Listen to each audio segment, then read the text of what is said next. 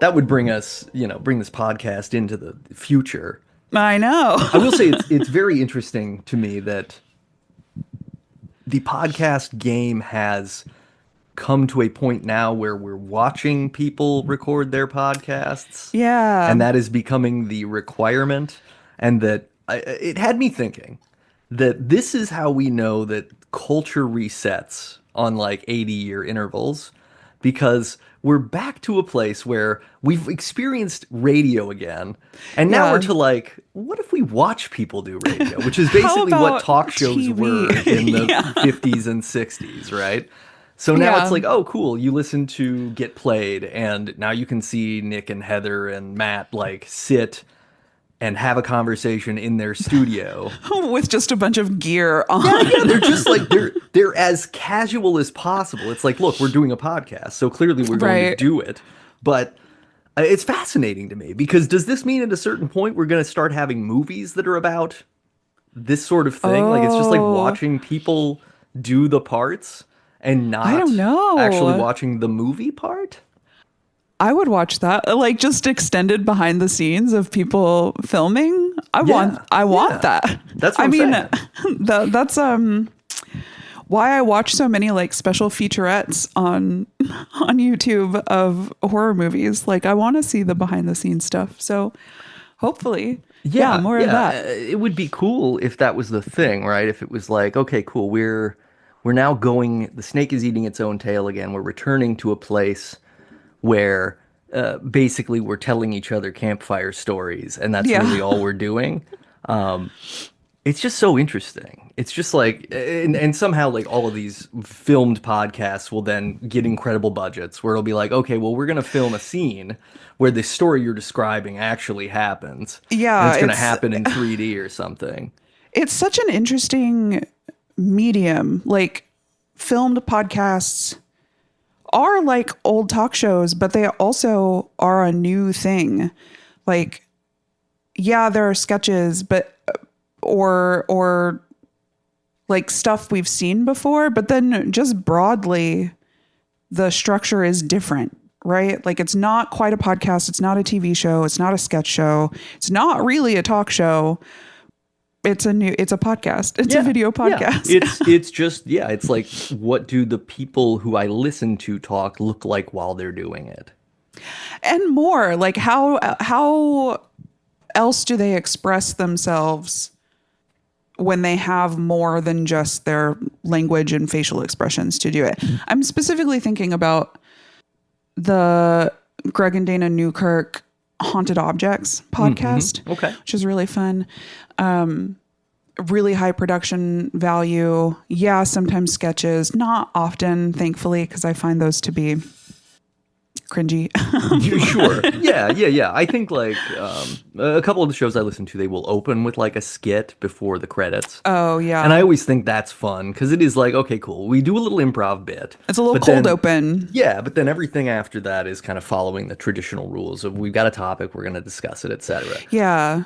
Yeah. And I like new ways of storytelling. I find it really interesting. Yeah. So I was super reluctant to watch podcasts when it first started happening, and now I'm more on board. I think it is like, it's just an interesting phase shift. And it'll be cool to find out what happens next. The other thing that I think is interesting is that this is a really nice segue into talking about this episode. Is it because I said cold open? Well, a little bit, and also it's also this idea of like media mixing. So we'll get there in a second. But ahoy, listeners! This is Debut Buddies. It's a fortnightly podcast about firsts. My name is Nate, and I'm one of the buddies. And I'm Kelly. I'm the other buddy. And we're here to talk about the first X-Files episode directed by a woman, and that woman is the actress Gillian Anderson. Hubba hubba ding ding. Who plays Scully? She directs herself in an episode, and it's called All Things. And it is very Scully all-thingsy. focused. Oh, it's very Scully centric. And so that must have been challenging to do, both directing and being the one on screen for 95% of the takes. Yeah, that's exactly what I thought. Because normally, I mean, a lot of my experience with this is like Star Trek: The Next Generation and stuff, right? But normally when one of the cast members directs the episode, they aren't in the episode very much. Right. It's Yeah. usually an excuse for them to not act for a Yeah. week and instead be behind the camera. Gillian Anderson in this episode is like, she's first and foremost in front of the camera. It is a full-on Scully's the A story, Scully's the B This is story. Scully Mulder is like a episode. C story that's sort of floating around in the background. That is Yeah. very charming. But you would think with the way it's put together, they'd be like, oh, this Duchovny would have directed this because Duchovny's not in it. But it's not the Right. case. It's not the case. I think I read though that he directed the next episode, which I didn't watch. I wish that I had, I didn't either, or yeah. even looked at what it was, because I wonder if Scully's absent from that episode. That would be It's funny very if he's Mulder like, heavy. one for you, one for me. Yeah. Though I can't really think of. Oh, no, I can. I was going to say I can't really think of an episode that's really Mulder heavy without Scully and just completely forgetting the 1,000 times that she was kidnapped and like entirely absent for Yeah. season yeah, 2. the episode where he meets his sister Samantha, who is just the clone, Yeah, there woman. are so many. and like, and she's Bambi, just the answering a phone cockroach call. doctor. Yeah, Like, yeah. there are Oh yeah, yeah. there are a bunch. There are quite a few. Yeah, it They just took me a sure second do to load like it up. dropping a little Mulder on us, a little too They can much. drop a little Mulder on me. Well, sure. Anytime. Yeah. Get a little. That's what I call a cover up energy going on. It's covered in Mulder. I was trying to think why I was thinking about him recently, apart from the obvious, his beautiful face and charming personality. No, I'm this is more MouthGarfy, but I'm finally watching Twin Peaks The Return. Oh, yeah. And Denise He's in shows that, up. and his Denise is in there. character. Yeah. Yeah. With David Lynch's most maybe honored and cherished line of "Fix It's your hearts or perfect. go to hell." Fix your hearts or Oh, fix die. your hearts or die. I Yeah. have a shirt with it on there too. Fucked it up. All right. Well, it's because when you're wearing the shirt, you're not reading the shirt. It's It's true. facing away from you. It's true. And going to hell is like, I mean, one requires the other to look. I made a mistake, and it's. I guess it depends on the lore. I feel like in Supernatural they go to hell without dying. No, Well, that's No. true, yeah. But Supernatural went on for a long time, and they got to do a lot of things that a lot They of sure shows did. might not enter into the official canon. And I have no disrespect for that. I think it's wonderful, good for them. No, it's a perfect show. It is called Supernatural, which is to say, nothing you see here will be natural. It will be Yeah. beyond that in an enhanced and elevated, heightened kind of way. But this is not about Supernatural. It is not. This is not This our is about- Supernatural podcast, Supernatural Buddies. This is Debut Buddies, where we talk about first, and we could talk about the first Supernatural sometime. Oh, we will. We And will eventually. We certainly will. But part of my segue from earlier, talking about old media becoming new media. One of the things that I noticed about this episode to tie into the segue and the whole idea of like old media becoming current media / new media, then becoming old media again. This whole episode, I mean, this whole episode is soundtracked by one Moby song, which is very Yeah. interesting. But two, it feels very much like a late 90s, early 2000s music video. Like 100%. Like almost Yeah, every yeah. single set piece that Gillian Anderson does, where we get a taste of slow motion, we get really Mm-hmm. interesting camera angles. They're kind of like low angles when she's walking through Chinatown and looking Yeah. around. But all of these things are like in that era where it's like we're doing a dynamic filming thing where this isn't something you normally see on TV, and everything does feel like it's sort of combining music videos and stage / teleplay. But it's very 2000s music video-y. Like I could have assumed that this was maybe like a Fincher thing or Yeah. Spike Jones or something like that, right? And it's not. It's Gillian Anderson It's a doing directorial great choice. impression. Yeah. And I think that that had to have been intentional because there are so many little moments where when that one Moby song plays, something happens in time to the music. Like you notice it Well, the first time I noticed it, maybe it happened earlier, was Mulder clicking through the slides of the projector. It's in beat with the music. And then we see it again with like, I don't know, she had something hanging in her apartment. Was it like, Oh I yeah. thought at first that it was one of those things that rich businessmen have on their desk Oh with yeah, the the like kinetic ball a thing. bunch of balls. Yeah, but it was only one nubbin. So I'm not sure what that was. Yeah, it might have been just some kind of pendulum or necklace kind of thing, Yeah, I a was like, didn't her pendant. sister give her a necklace at some point? That Is could be this what it was. that? That's a It's bummer been if we a didn't clock long that that's what it time. was, but it could have been that. That would have made a lot of Yeah. sense. Yeah, Especially just with the theme of the episode too. for sure. Yeah. Oh, and then in Chinatown, there's a sign on like an apothecary that's swinging in time to the music. Like we see that happen a bunch through this episode, which just further supports the music video vibes. Yeah. That scene where this is toward the end, she's leaving the hospital with the flowers that she didn't get to deliver, and she's walking against the wind and the flow of traffic. We've definitely seen that in a music video before. We saw it in The Matrix, and Yeah. I'm also pretty sure it's in a music video. I'm pretty sure it's in Bittersweet Symphony by The Verve or It's by definitely in Verve. a, I can't remember if it's The Verve. I think it's The oh Verve, and God, then it I was don't Verve. know. Verve Pipe was the one Verve Pipe, the abortion song. the abortion song. Freshmen. We were merely freshmen. Ba-da-da, ba-da. Anyway, look, We listened to different music. we sure did, but I'm also 40 years older than you, so That's true. That's true. my influences are different from yours. We were talking about the number of things that were swaying back and forth. There was, Yeah. I think her windshield wipers are swaying back and forth when she almost hits the Oh, woman or gets in the car probably. accident.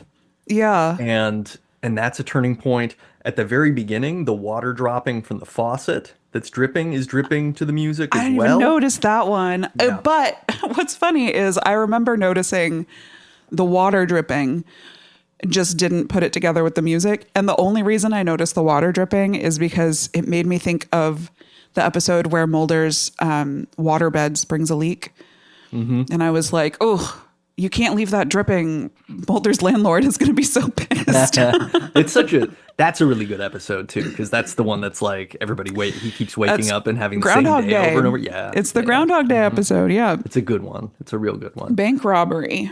Oh yeah. It's Yeah. the bank robbery, and you just don't get shot at Don't the get bank shot. robbery. You got to do it different until you do it right. Yep.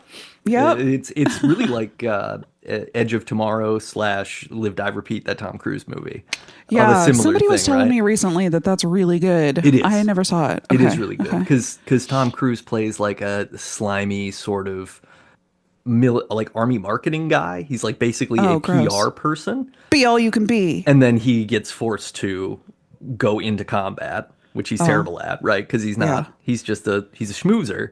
You can't Right, schmooze right. alien He invaders. sails. Sorry, Yeah. doesn't work that way.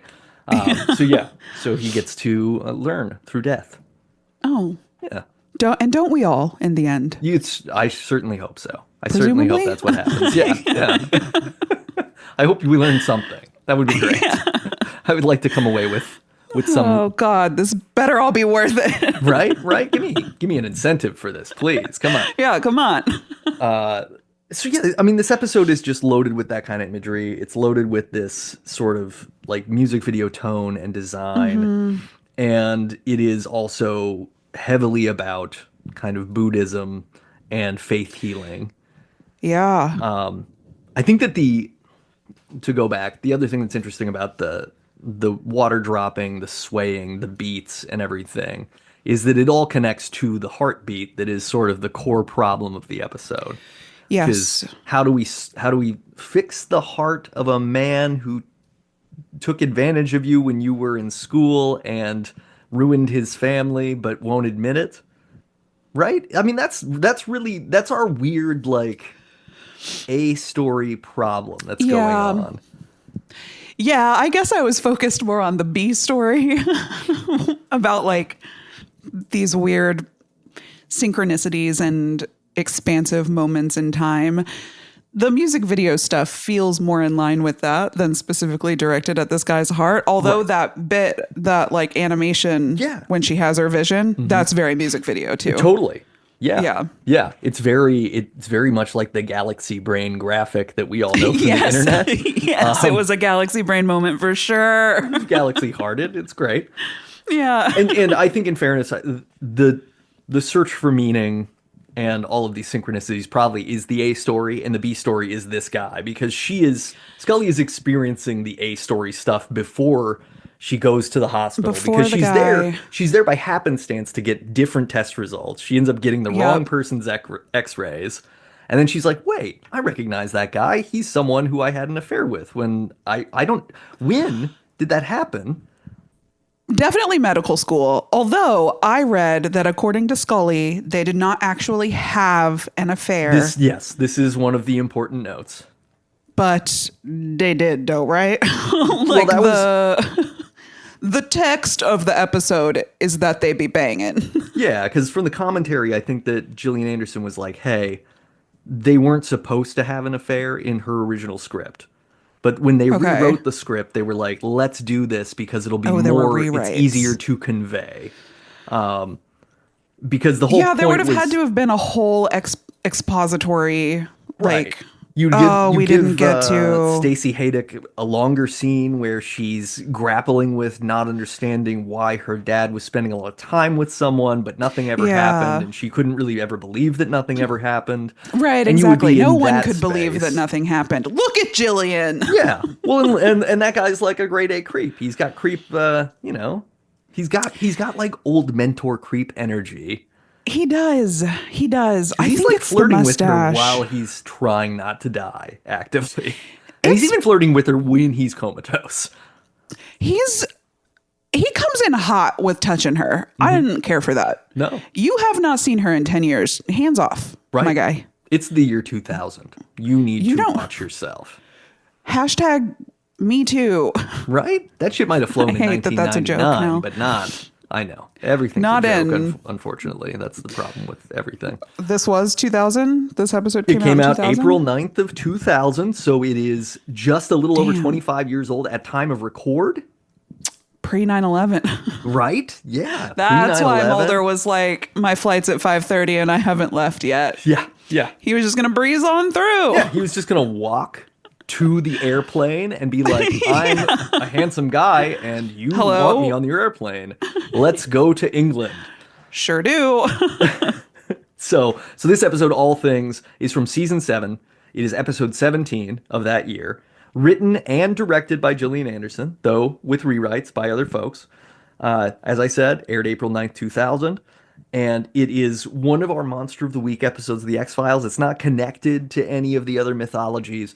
And one of the ways that you can know that is that this is an episode where 7 seasons and more than a half in, Scully is still opening the episode like, I can't believe you think any of this shit's real, dummy, to Mulder. It is the classic. And I liked it a lot. But I know that what I had read was like, that was one of the big criticism points. People were just like, how can she dismiss like crop circles like this?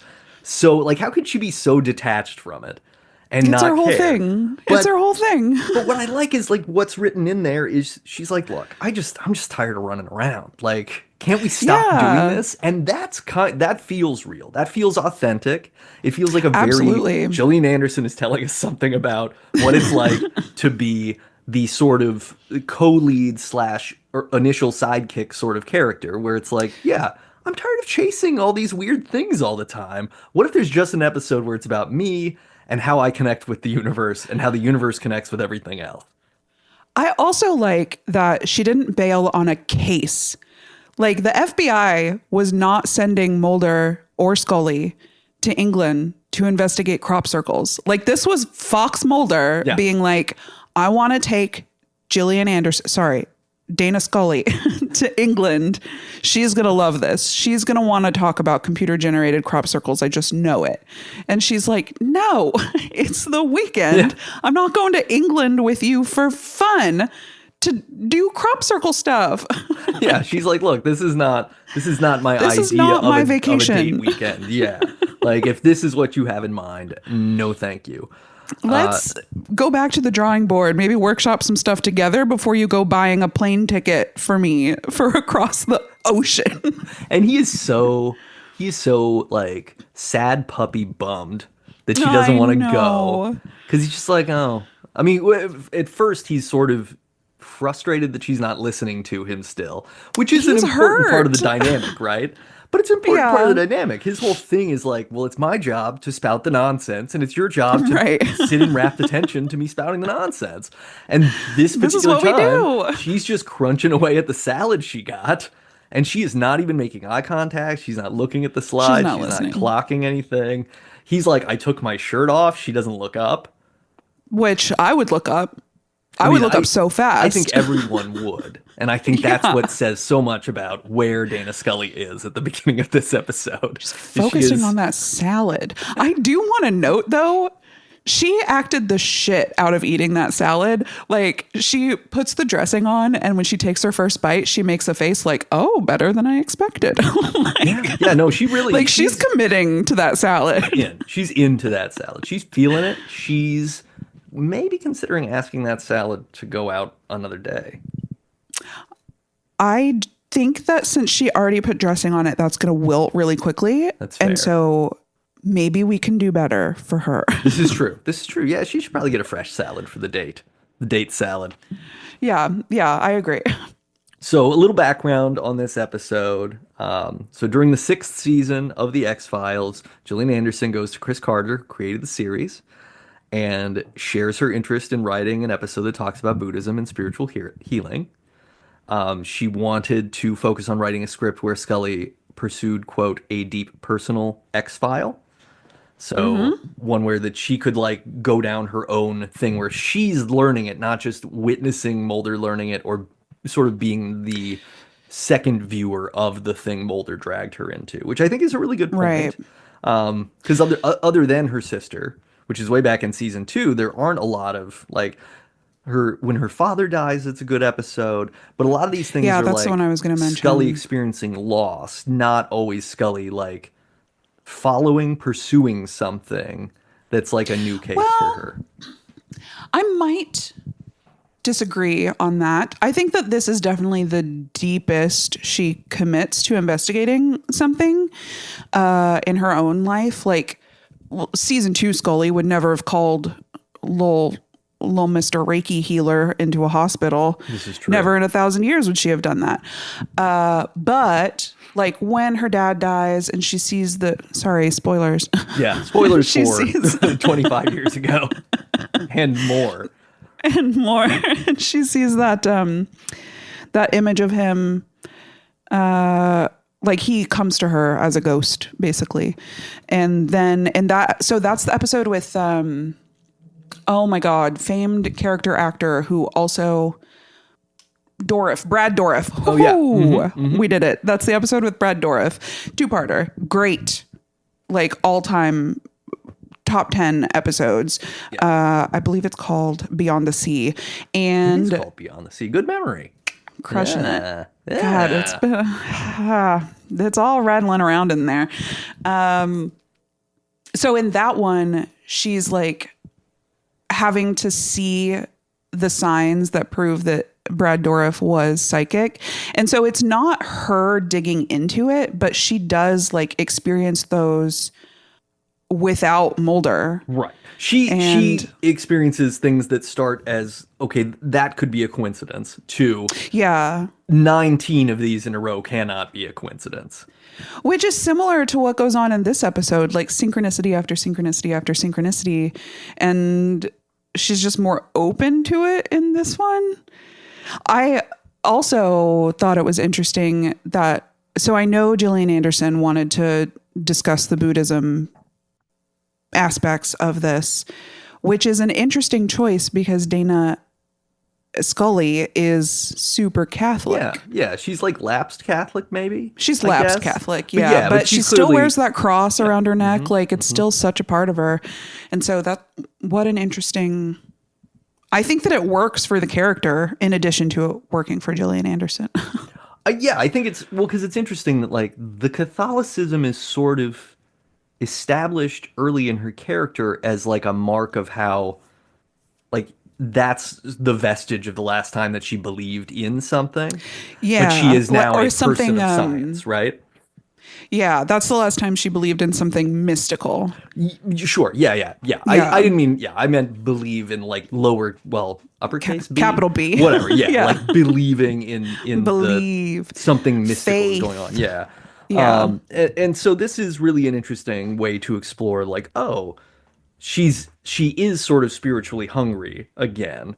It hasn't yeah. come up necessarily, and maybe some of this is maybe it's just been filled other ways because so many wacky X-Files things have been going on that she's like, I don't know what to Yeah. believe, but there's a lot to believe out there.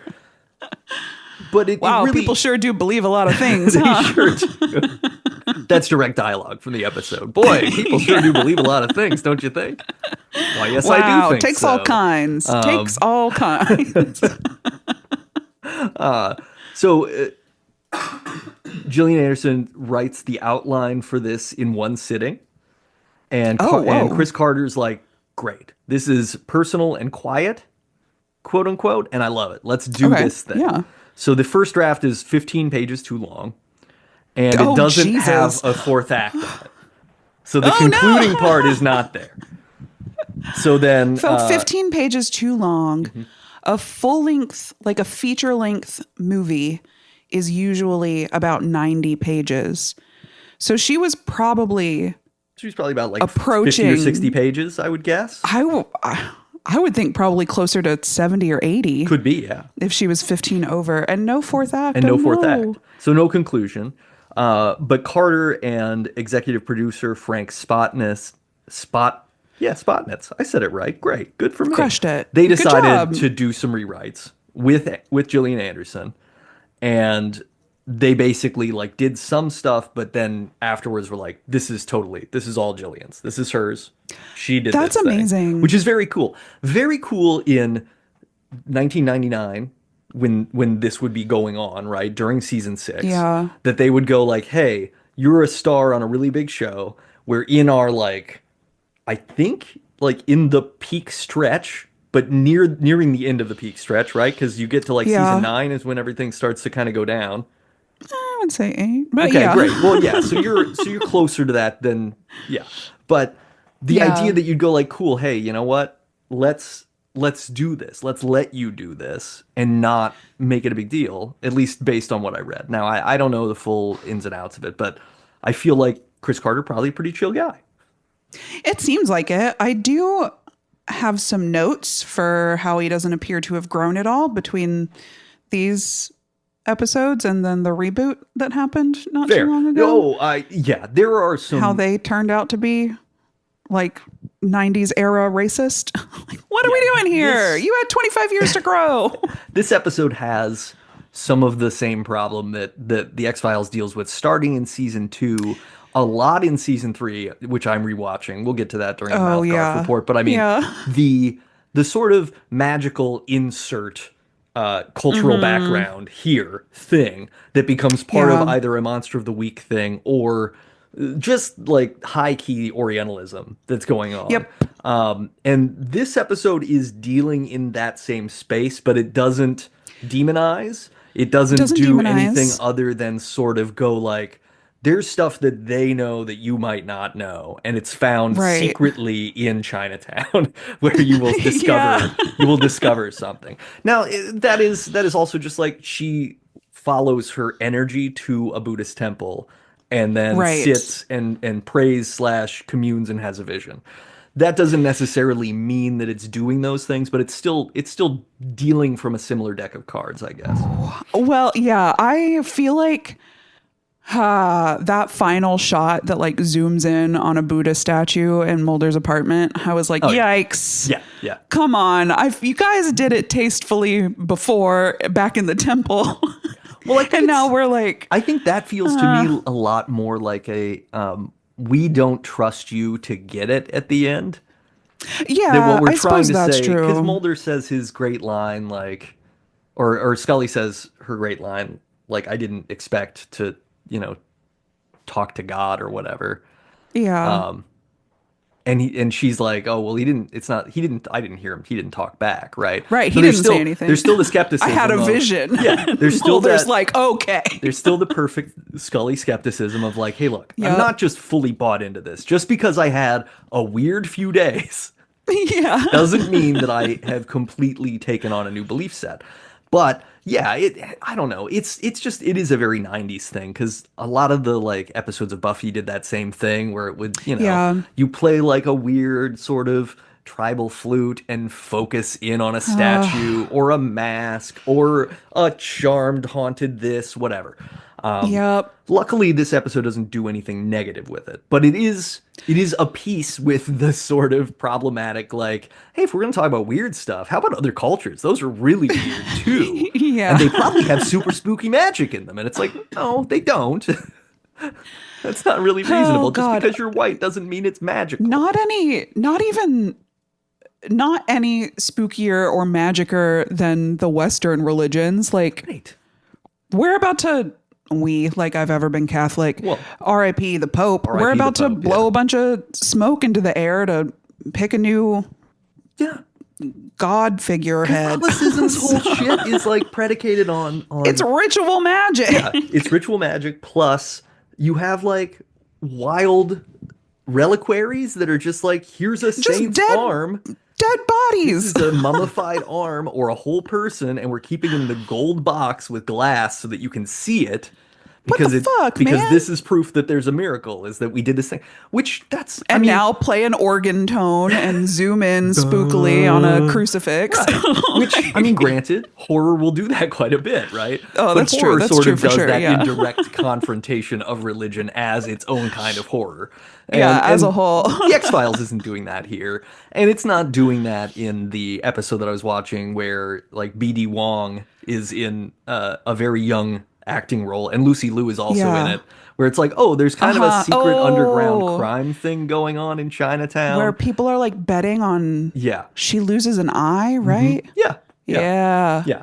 People are betting on strange stuff, but it's all very like crime slash what's the secret? Like Yeah, yeah, evil yeah. East Asian magic thing going on.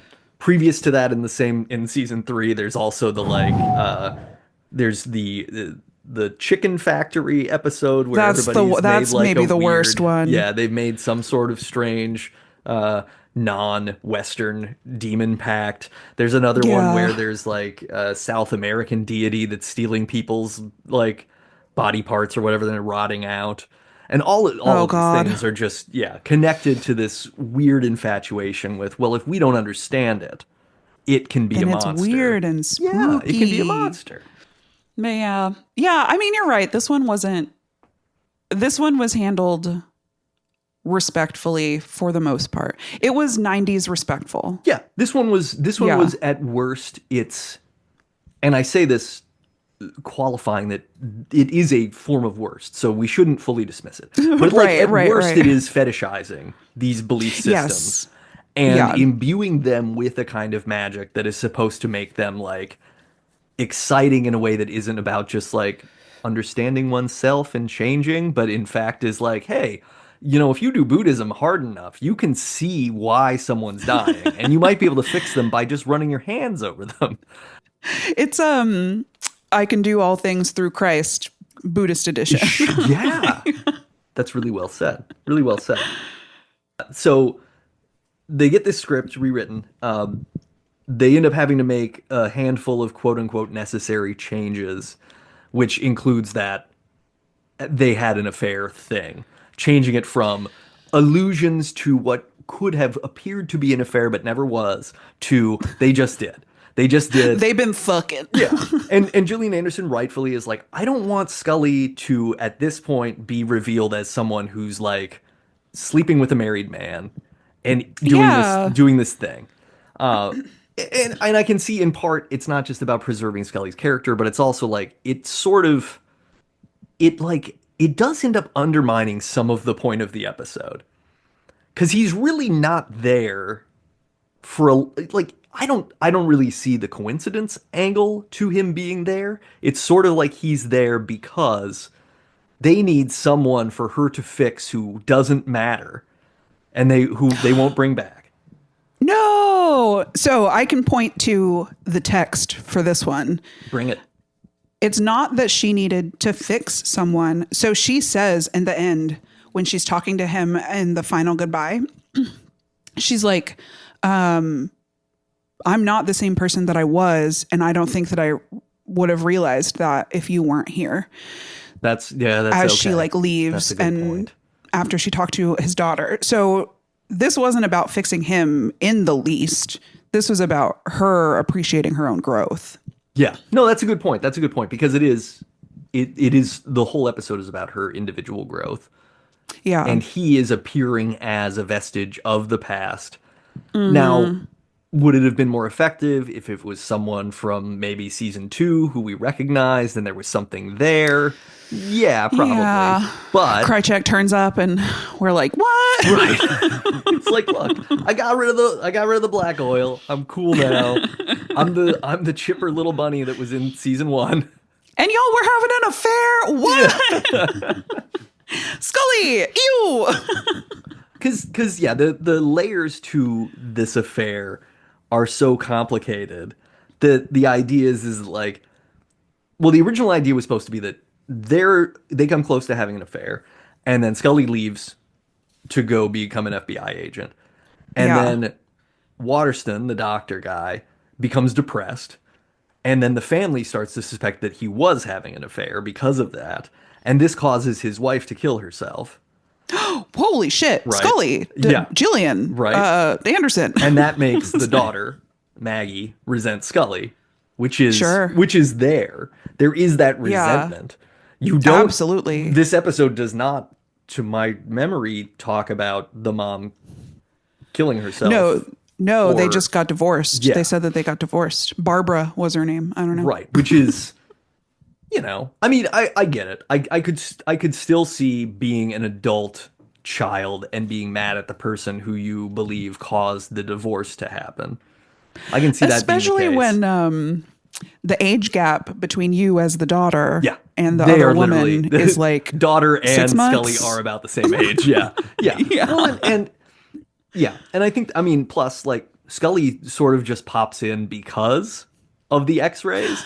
It's not like there's an invitation. It's not like there's a, hey, I'm on my deathbed, please get this person because I need to apologize. Like this guy has zero internality. He is just like, hey, we haven't seen each other in 10 years. I think we should get back together. What do you think? And she's like, I know. Ew. Outside of a What little are you bit of a talking about? weird paternal sublimation thing that's going on where she lays her head on his chest, like, she's not giving vibes like, yeah, I found you on purpose because I would like to continue the affair that we stopped having. But that is how it feels from the daughter's standpoint. And that's certainly how he's acting. Yeah, it's very strange. It's also strange that his doctor tells Scully, oh, I've heard about you from this patient who's been in the hospital for less than 24 hours. And she's like, no, that can't be right. Yeah. Why would he have mentioned me? And that's still my question. That's weird. Yeah. Why did he mention her? She's not a practicing medical doctor. As far as I know, her specialty was not cardiology. He's just like, hey, I know a doctor. Yeah. I know another doctor. I think that might be what it is, right? He has that very like boomer dad energy where he'd be like, oh, big hey, boomer dad. Do you know this other doctor who also doctors? Because I used to hook up with her and she was pretty great. She's hot. I want you to see her. Right. Yeah. If my phone took pictures, which it will in the future, I assume, but it doesn't currently, I would show you. And I left my Polaroids at home, so... You know what it probably was is he's facing mortality. Mm-hmm. So he's like, here's my big regret. I'm going to tell my doctor to call this other doctor. Yeah, I probably so, right? Like he seems through the episode like a person who is unchangeable, which I think is what's so interesting is that Scully's change is recognizing that like not only can I not go back, but like this guy couldn't come with me if I wanted him to, because he hasn't matured past 10 years ago us. And that's weird. And there's this beautiful moment where she's the Mulder and he's Scully, which only further highlights the changes that she's made over the last even 7 years that we've known her in terms of the show, where he's like, she maybe just saved his life. Maybe she didn't. Maybe the healing didn't do anything.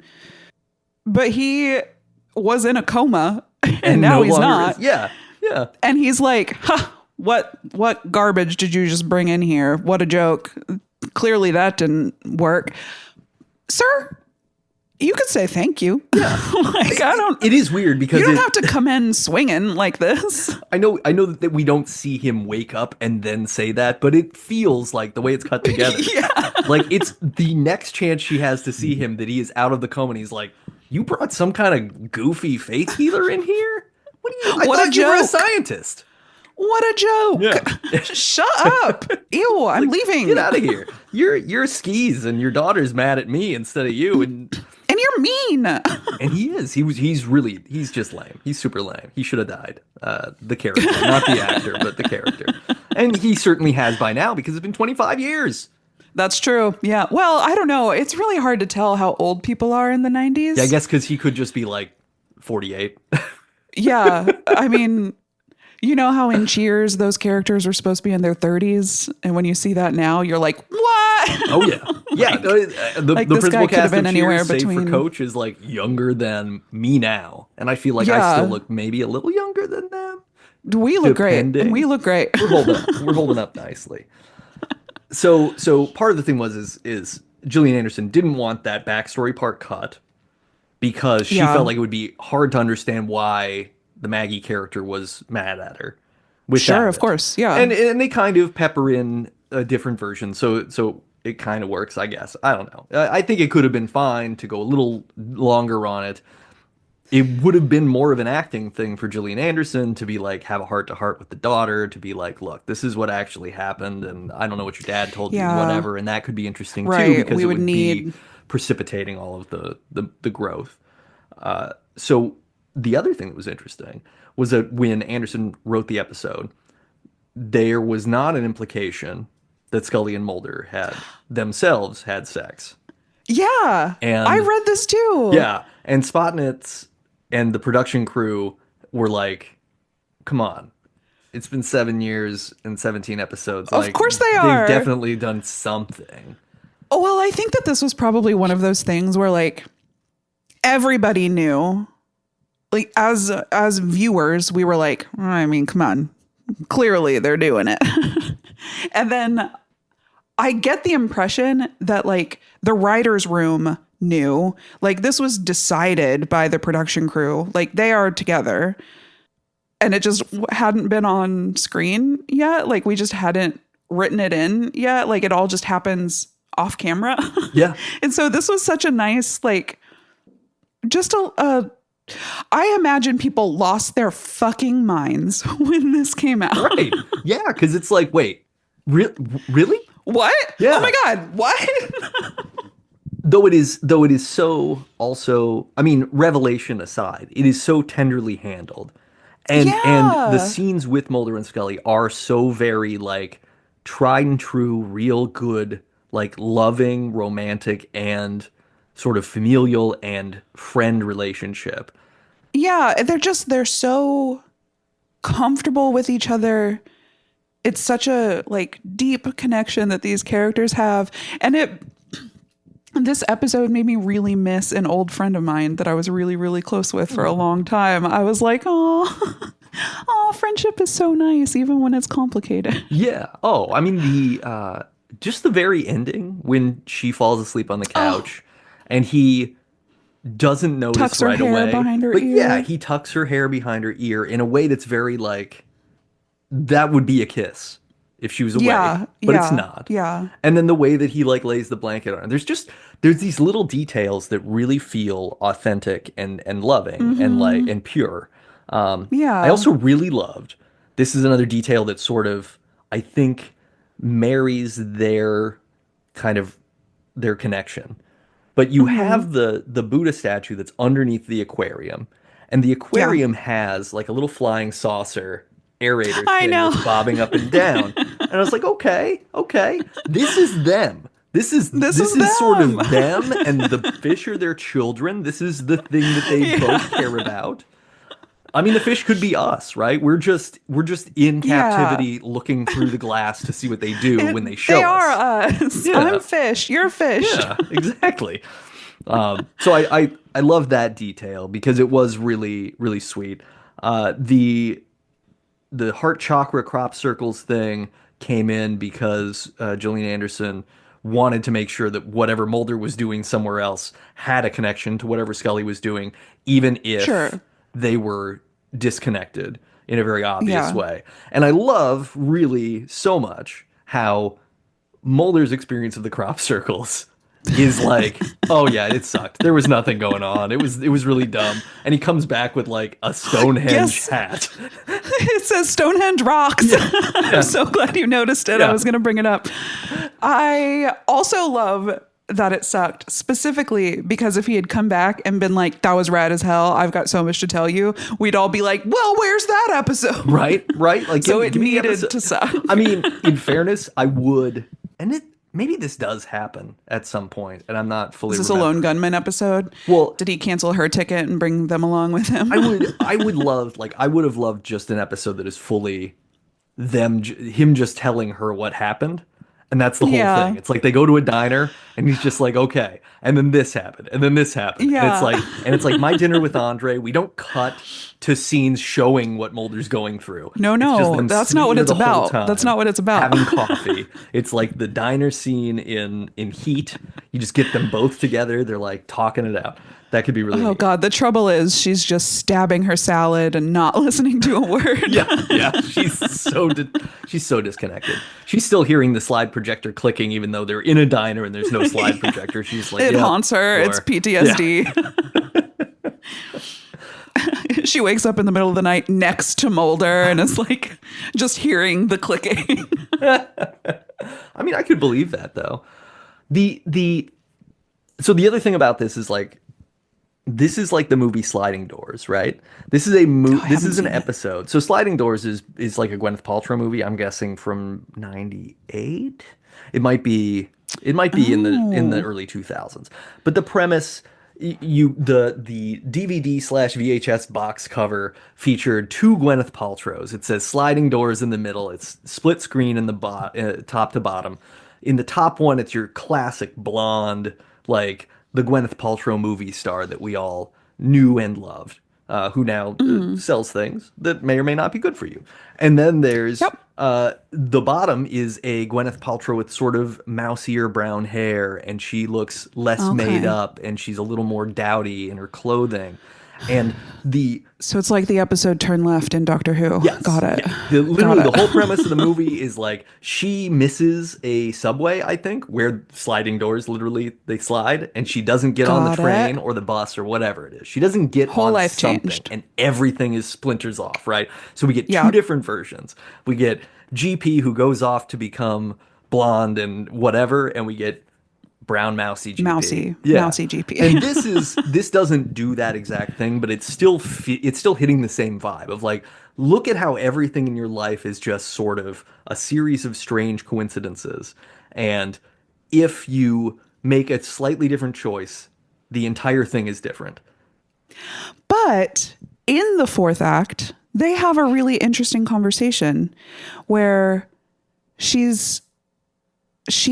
is asking about that. Or I guess not asking, like Mulder has the answers, but like wondering aloud about the different decisions we make. And I forget what exactly she says, but Mulder responds, and this is when she falls asleep. Well, then all of our choices would lead us to this exact moment. And and then he has, a classically casual, funny line from Fox Mulder and a very otherwise heavy idea. He's like, oh, but that's too big to get into at this late hour. And then he looks over and finds out she's asleep. So this seems to be the opposite of sliding doors, which is that there is fate. It's fated. So your decisions don't matter so much. Like you're going to end up where you were always going to be. At least that's what Mulder thinks, right? Yes, yeah, I think that's the yeah. interesting counterpoint to what the episode presents, which is sort of this Scully does sort of the opposite Scully choice multiple times. That's true. She Yeah, that's a great follows a point. woman that she saw once that she really has no reason to follow. Like there's no logical reason why you should care. She should have No. gone, "Hey, I nearly hit that woman with my car. Yeah, She smiled at me, and then I saw her again, which is kind of strange that's that I saw her weird. again and she's wearing the same clothing. But it's not a Scully thing to go like, I need that person's something weird. I need to go find it. It is sort of that Hmm. she evolves herself into someone who has moldery tendencies towards this Yeah. particular mystery. I also, I can't remember a specific example of this, but I remember us maybe talking about it. How she gets more moldery when Mulder isn't around. Hmm. Like she knows that both sides are important to any situation. And so if he's not there, she's like, great, now I got to do both.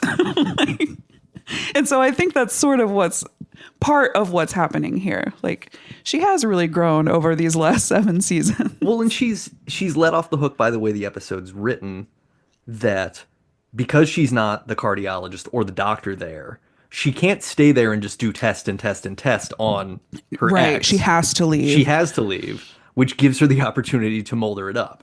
Whereas if Mulder were Yeah, yeah. around, she would be the one who's like, I'm going to stay here with this guy and we're going to keep I'm doing doing doctor tests stuff. because doctor stuff is what actually solves things, not aliens or whatever you're doing over there. Yep. I do have a question about that though. I don't think that she should have been practicing medicine on this man No, I think for a number of there is an reasons. initial concern that I had, which is she's handed the wrong X-rays. She then asks, "Is this the Daniel Waterston that I know?" And the guy's And they're like, like, "Yeah, yeah. totally." And it's like, "Wait a minute. Doesn't HIPAA No, no, preclude no. being able to share that information? Like they should have been like, "Ma'am, I'm sorry. You know we're not allowed to tell you who the person is." You're a That's doctor. literally You how know this better doesn't than work. this. Yeah. And then when he's coding, she just immediately is like, I'll handle this. Yeah, she jumps in and starts. No, no, no. Which, I mean, in fairness, good to do CPR. She did the right thing. Yeah, she's doing CPR. I think that she did the right Yeah, thing. yeah, and she's calling for the nurse while she's doing it. But it is weird to like Grab the she's told paddles. multiple times not to be here and do doctoring by the Like doctor she, guy who keeps getting more and more grumpy about his he's maybe real 10 line cranky. part now being 5 lines because Scully keeps doing all the doctor. But I was like, damn, she did the right thing. She saved his life. But if he had died, she could lose her fucking license. Yeah. Those nurses are going to be penalized as well. She's like yelling about an IV push.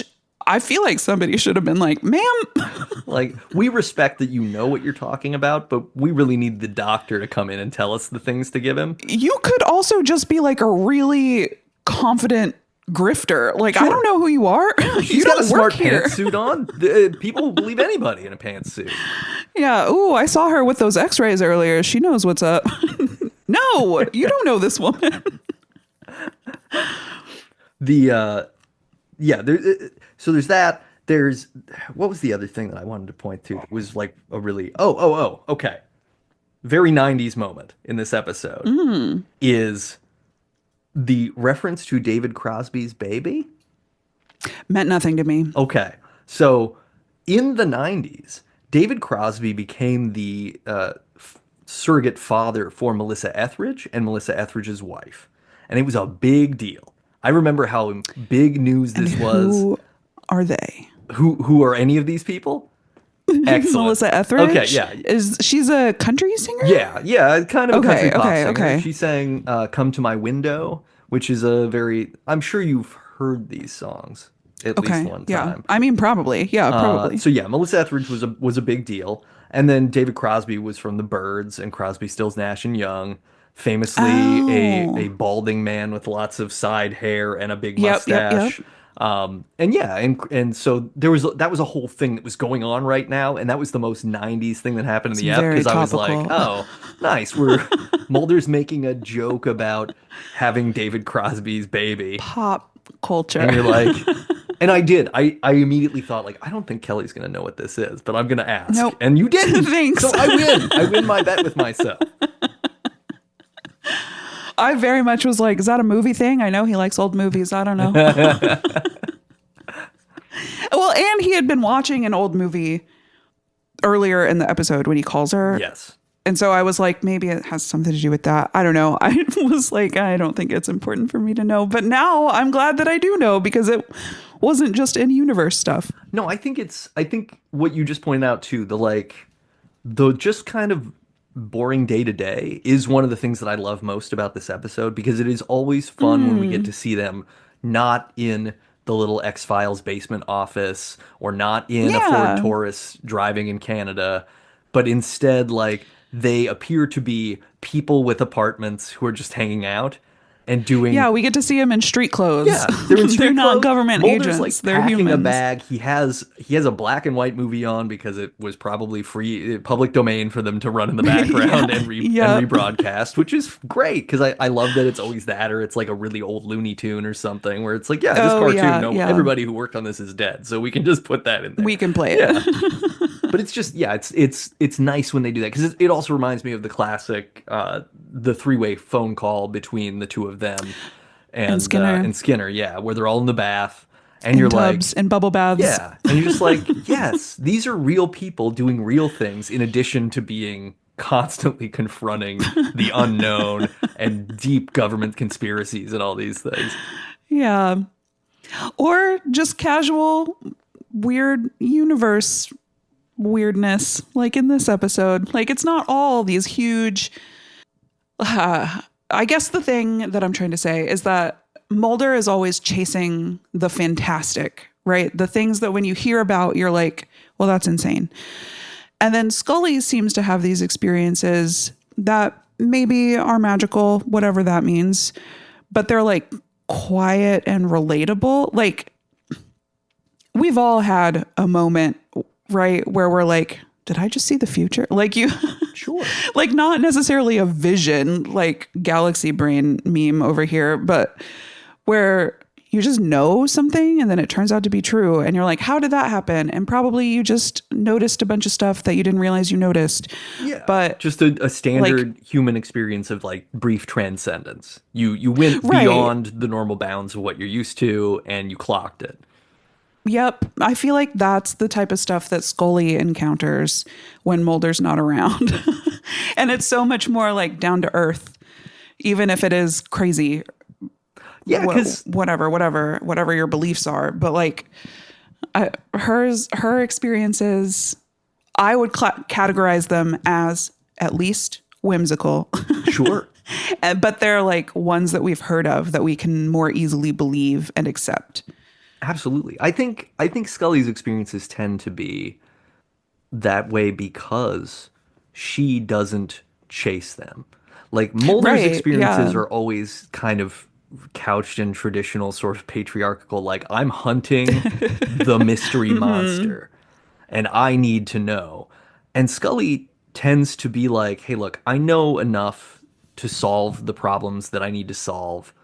I don't need to know more things, nor do I need to chase the scary thing into the darkness. I would rather not chase the scary thing into the darkness, but I will. But she always shows up, right? She's always Yeah. extraordinarily brave and able to take the shot and everything else that you need. And like this episode is her becoming the pursuer to an extent, but also recognizing, I guess, that the information and the sort of like the mystery that she needs to solve is an internal one anyway. So it's already like I already had all the pieces to do this. I just didn't know where to put them.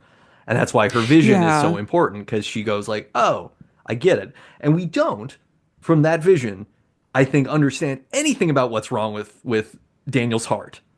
Nope, no idea. There's not like an indication like, oh, it's that specific part that's like we don't get like an Operation the board game level understanding like, oh, there's the No, problem. It's this part right here. We just see her go in and see his heart, and then she's like, that's it. Got it. Which means she has the information in her. But that doctor is not going to believe her. Well, no. She's going to be like, here's what's wrong. And that doctor's going to be like, I'm security. Yeah. Because what she's going to say is, hey, I figured out what's wrong with him. He hasn't owned up to the fact that he cheated on his wife to his daughter and ruined his family. and he needs to apologize, and then his heart will be fixed, and her heart will be fixed too. Yeah. That was a very 90s and 2000s, and you know what? Maybe today. Hypothesis, which is that like guilt and shame and Yeah. all of the bad things in your life cause heart disease or breast cancer in the other lady. Like, I don't know that that's true. No, I think that's one of the other major stuff. problems with this episode is that it because of the fetishization of the spiritual healing element. It took because this is my real downvote for it. Is it takes something that could have been a very like this is spiritual confrontation of reality and taking a moment to be like, oh, you know what? I'm a scientific brained person. Everything sort of happens, however, to become a person who's like, oh, maybe everything does kind of happen for a reason. Maybe things do push us certain directions. And instead of confronting that in like and that can mean that it's important to take a moment to be attentive to some of the things that I think are wacky Mulder things. I don't have to believe them, Yeah. but I do have to accept that a lot of these things are part of a continuum of experience. I could pay more attention. I could be more present. Right. It because Buddhism is all about presence, right? Suffering comes Oh, from a that's lack right. of presence. Mindfulness. Yeah, you want to be Yep, mindful. yep. But the problem is that it does. It goes into 90s through 2025. Like Yeah. if you buy my 7-book series and send me $500 a month, I will faith heal you from the internet, and You your can XYZ self-help will your go away. cancer away. Yeah, exactly. Which this is the problem where it gets into that quick fix territory that makes it bad because Yeah. then it's not about presence and releasing from suffering and understanding the ways that you impact other people you're around for good or for bad, whether you mean to or not. It is instead about like, well, yeah, but the Reiki guy actually does have magical powers. Check it out. Although the Reiki guy did say, "Ain't nothing I can do for this clown." Yeah, no, he did. He was real sassy about it. Yeah, he was like, "This guy wants to bounce." Yeah, he is not Oh. interested in being here. I am. Oh, that was not the impression I got when he was all handsy with Miss Scully. Okay. Can we just talk about how he moved to Washington, D.C. 10 years ago? To follow her. Horrible. Yeah. Don't do that. Don't do that. And then he's like, "I did it all for you." No, you did not. You did no such thing. Here's how I know. Because I didn't want you to do that. Especially because, okay, this show has been on for 7 seasons when this airs. So there were 3 years prior to the X-Files that we know and love when this man was living in DC near her. And what was he doing? Was he calling her all the time? Has Scully Just repressed all outside of her this because it was window? gross? Like, I get that it's also the 90s where they're like trying to leave each other answering machine messages and failing because they Oh, keep yeah. picking up because they don't have any other way to That was communicate very with each funny. other. It was great. Oh, it was so nice to see the quaint technology of the before times. But yeah, so this guy's creeping around for 3 years before Scully's even assigned to Mulder. Yeah. And he's just in town. He's never popped up. Reaches again. out. He's not been in a single other thing. This is the big reason I have a problem with his whole storyline, because if this is supposed to feel like it's emotionally weighty, he should have showed up 2 or 3 more times in the series before now. There should have been kinda some glad he weird back and didn't. forth tension. I'm glad he didn't too. I'm with you on that. But I mean for the story, because like, ooh, to use the parlance of our time, knowing that somebody moved to town for you and then never had the courage to message or look you up, or that's probably not even true. He probably knew exactly where she was at all times. He was a creep. Yeah. But like, that gives me the ick, dude. Oh, it's super icky. Yeah. It's just so odd. It's just so odd Yeah. because and maybe that's the thing, is maybe the episode is maybe part of the thing is it is so smart that it's like, hey, look, we know you're not going to like this guy. There's no circumstances under he's which you gross. could. So we're just going to have him go as hard as possible the whole time. And we're going to show you how she goes from like, I kind of feel sad for this pathetic man who's being weird to this Hmm. guy's a doofus, and I guess I'll keep him alive, but only because I've changed as a person. Like she saves his life for her, not for him. Well, and the Hippocratic Oath, I Well, think, that too. probably played into Yeah, it. that's fair. That's fair. She wanted to do no harm, which is also a very Right, Buddhist yeah. thing, to do no harm. That's true. That's true. It plays well with Doctor. I didn't like his presumption. Oh, you left medicine because of me? No, bitch. Yeah. Yeah. He is Also, I gross still sort of the whole practice time. medicine. Yeah. Oh, I don't like she's him. like autopsies are a medicine thing. She also does Yeah. fix people when she gets the opportunity. Like, But case in point, you're no longer in a coma. yeah, yeah. No, he is so gross, and it is so strange that Stacey Haydick's character Maggie, the daughter, who that Yeah. actress is a current longtime cast member of Days of Our Lives. In case you're Oh, good curious, for yeah, her. she's out there Okay. being the complicated, slimy ex-wife of somebody who's always trying to stir the pot. Okay. Yeah, I believe that. yeah. I believe she can do that. She transcended being sad and sort of like a 20 something who's playing a 16-year-old, which is a little bit of a bummer Boy, too. Like this would have worked better with a younger actress as the daughter who's more upset. But at that point, it would be like, wait, how old was anybody if we're going that young? so I have a question. Does he show up again later? That I don't know.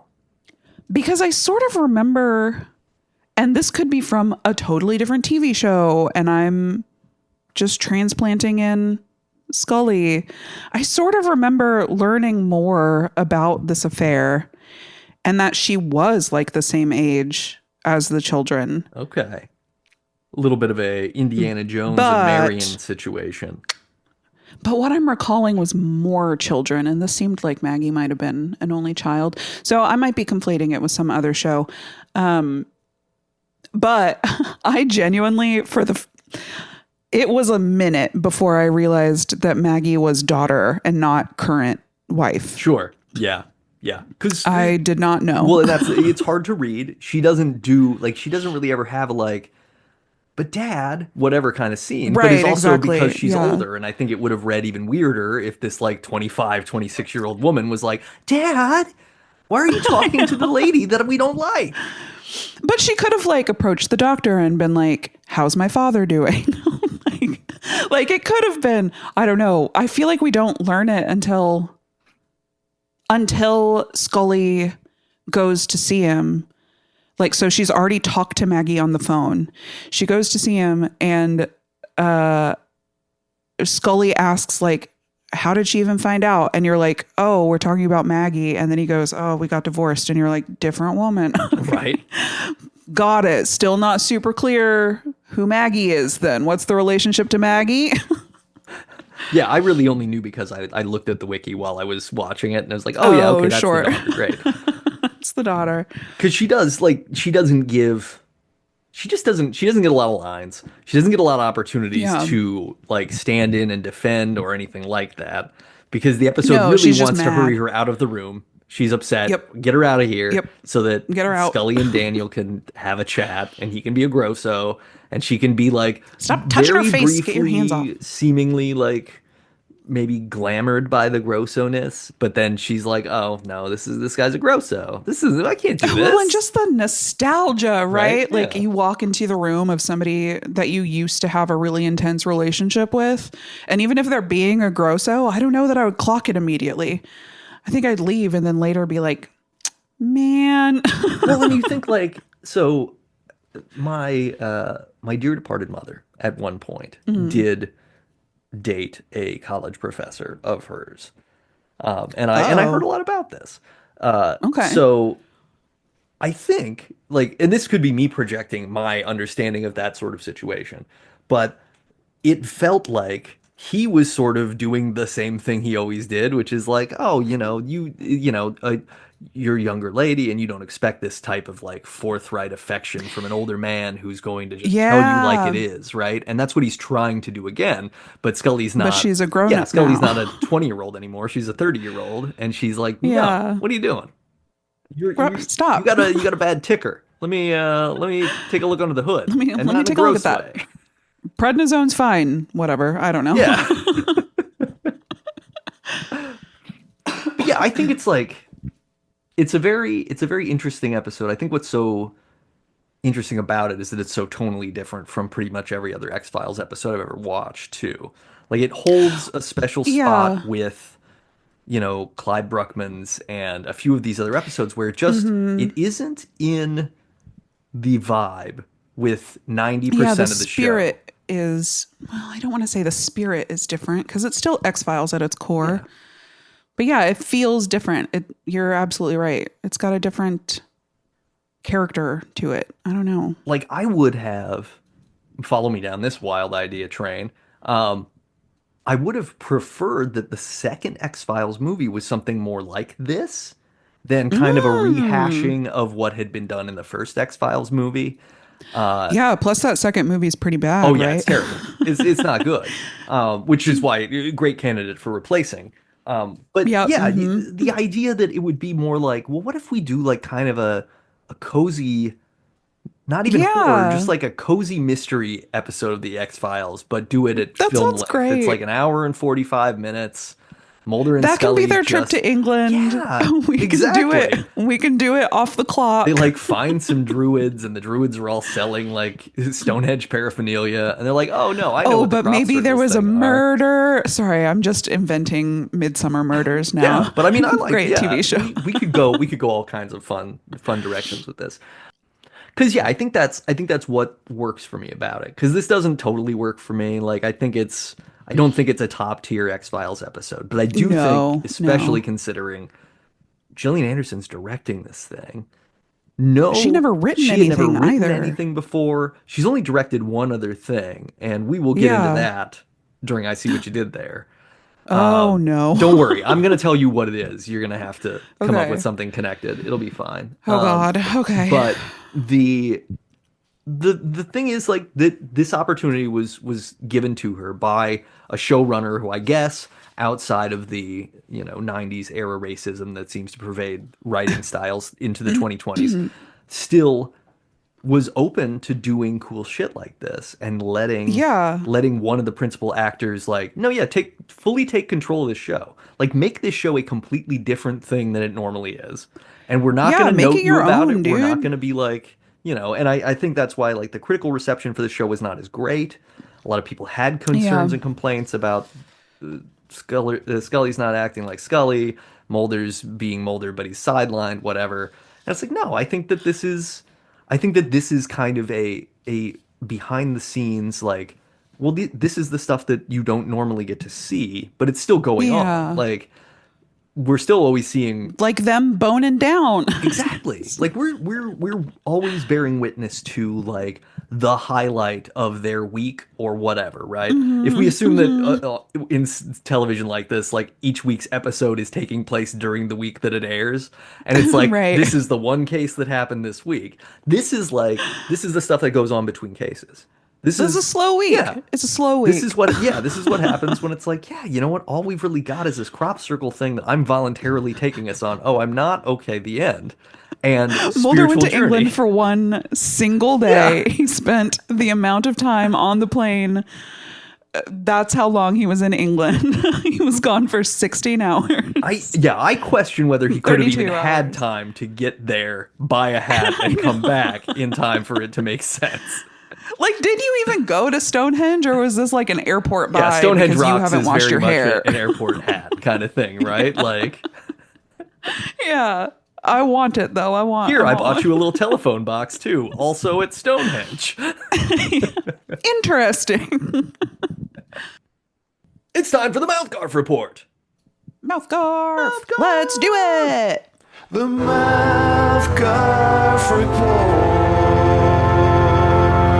Open wide for some lasagna. I hate Mondays. In addition to the X-Files we watched for this episode, I have been continuing to watch season 3, Yes. which does have a lot of ups and a lot of downs. You got your Yeah. you got your cockroach episode, which is a great one. Wow, that's that early, Yeah, huh? yeah, it's like midway Okay. through season three. Yeah, You okay. also have the Great Black Oil episode where Krychek gets oiled and Yep. then Yep. it does like the bathroom switcheroo across various people and whatever. And like, Yeah, it's like you know what that made me think of, not to bring up Supernatural again, bring it up. but have you watched much Not Supernatural? enough. No. Okay, well, when a demon leaves somebody's body, it comes out as like a plume of black smoke and can smoke on into somebody else's body. I see what they're doing. Yeah. They're black oiling. They're oilioning. It's yeah, and it's very much like John Carpenter's The Thing for that matter, where there's just the sort of we don't even have to show you how it happens, but this thing moves from Right. person to person, and you can't tell Can't who's trust got it and who anybody. doesn't. Trust no one. Trust no one. The truth is out Like my there. awkward first swing. You can't trust anybody. Wait. I don't think that we should be putting the full force of our belief in this particular individual or any individual open to rewrites. Catchy. It'll fit on a t-shirt, just No, lightly. for sure. On a hat, Yeah. maybe even Stonehenge rocks. And additionally, And also, Stonehenge is a mystical area made of rocks, which is why this hat is particularly funny. So yeah, I'm continuing to watch The X-Files, having a great time with that. I rewatched the classic film The Truman Show, oh dang, which was I've maybe you never watched. Ooh, okay. Well, I think that I've probably seen all of it by virtue of it being on various Yeah, yeah, televisions you've that had I've like been near. cable absorption of the thing, even if you never Yeah, sat but down to I watch it on purpose. but I don't know that I exactly like. I don't think that I've watched it beginning to end. Hold up. Yes, and Okay. yeah, I think the thing is it's a really interesting show that sort of or movie that really talks about the idea that reality TV would become surveillance and that that would be both really important to us and also completely disposable. Because Yeah. that movie ends on like two characters being like, okay, I guess that's over. What else is on? And then it goes to credits, God. right? Which is such a wild 90s, like, snarky take on this is what the viewing public is. They don't care about anybody. They're just like, oh, well, that show where the baby was raised from birth inside a dome in LA is he found freedom, and now your takeaway is like, okay, I guess we'll watch like Friends or Caroline in the City. What else That is kind of available? happens though, It right? Like does. especially these YouTube families No, farming out their little children. true. Yeah. for I mean, that is really what Keeping Up with the likes and Kardashians subscribes. became, and then now it turned into a thing Yeah. where the bubble continues to sort of pursue them, and then they don't like it because they're adults. But yeah, I think the thing that's interesting is it's really well acted. It's a really interesting concept, and it sort of plays with our once again perpetual historical moment, which is this idea that like, can one person who claims themselves to be a godlike creator and or solution to problems make your life better by controlling you in ways that other people would be like, I can't make your life perfectly better, but I also will allow you to live your life and make your own choices. It's very like Ed Harris's character is just like an authoritarian dictator. He's a TV Yeah. producer, and he kind of does a like little bit of a, but I'm kind of your dad because I watched you be born.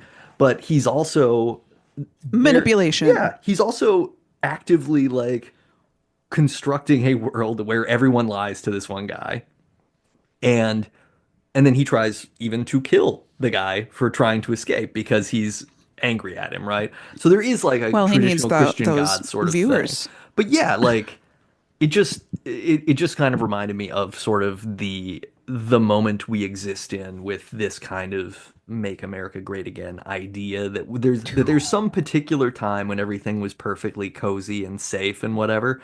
And part of what's interesting, like the Truman Show's, like the place where it takes place feels very much like it's stuck in the 50s. Like everybody's sort of dressed in like 50s clothing for it being a 90s show.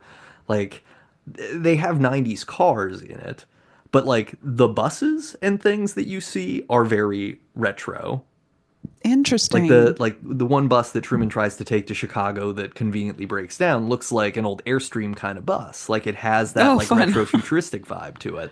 And the whole movie sort of deals in that sort of era of, hey, everything was at one point sanitized and magical, and everybody was just happy going about their lives, doing life the Right. way that we want them to, and it worked. And of course, it doesn't. You always break out of that system. Um, but yeah, it's just interesting because it's like that and Pleasantville happen around the same time. I was trying to remember Pleasantville. As you were describing it, I was imagining the imagery of that when they like are wearing the black and white makeup. That's Yeah, that, yeah, right? yeah, Yeah, but totally. I couldn't remember the name of it. Yeah, thank So you. yeah, it's just this. It marks this sort of, we went through this in the '90s when we thought at that point, I think that culturally, historically, we had won. Like history was over, right? There's a book called The End of Right. History that's always lampooned for thinking that. But like we had reached this point where now we were pressing at the bounds of like, well, what would we do? What are the logical endpoints of our weird reality we've constructed? And well, surely at some point a corporation will, adopt an infant and film his entire life controlling every single thing that goes on around him just for our entertainment. And that will be the thing that we allow to happen as a culture. And not only do we allow it, but like only one person in the whole movie is part of a movement sort of to undo this thing Yeah. that seems unjust. Hey, what was that documentary a few years ago or movie maybe that was about it was filmed over the course of like 12 years as this child grew. Oh, yeah. You know what I'm talking Boyhood, about? I think, right? Yeah, that sounds Yeah. right. Was Yeah. that It was a troubling? Richard Is Richard that Linklater relevant to this movie. conversation? I Yeah, I mean, I think it is. That's sort of a thing where it's like, hey, this is fictional, and we're just filming with this same actor for Oh, this that's what period of happened. time. Okay. Okay. So Okay. I believe the kid was like allowed to go live his life on non-shooting days, and he probably only shot Good. for like a week when he was little, like itty bitty, and Ethan Hawke was doing it. Okay. And then it's like by the time you get near the end of that movie, yeah, the kid is the principal actor and Okay. he's still probably not. I mean, maybe he was 16. I can't remember how old he gets, but yeah, Well, it's you can get a work permit at 16. it's true, true. I mean, hey, some people are trying to make it possible to get a work permit at 12 because Oh, good they're lord. they're great people. Yeah, let's go back. Let's make it great Yeah, again. yeah, You know what I miss hearing about is children losing limbs in factories. right, I think right. we should Now, bring that back. yeah, yeah, we need kids in the Bitcoin mines just seeing what kind of limb endangering injuries they can suffer. The Yeah, so Carpal tunnel. you just keep clicking with your little hands. We got thousands of the tiniest mice we could buy because we can fit all of you in this warehouse. So they fit you. Yeah, so like Truman Show, I think is very interesting. I came away with it going like, I don't know that I wonder what this movie would have been with anybody other than Jim Carrey in the principal role. And a lot of that is because the Jim Carrey like hammy sort of rubber facey stuff is happening in this Yeah. movie. And it feels very like, I mean, it plays for comedy, but it also diffuses a lot of the like reasonable anxiety that should be going on in the character. And I just wonder if someone who was a little more restrained but still comedic would have been a better fit.